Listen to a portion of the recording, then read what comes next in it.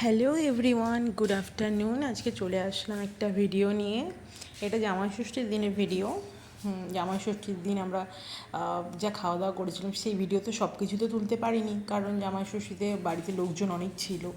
তো তাই ভাবলাম এই ভিডিওটাই করি। এটা পমফ্রেট মাছ গ্রিল বলতে পারো বা প্যান ফ্রাইড বলতে পারো, যেটা বলতে ইচ্ছা বলতে পারো। ঠিক আছে, এটা প্রথমে ম্যারিনেশন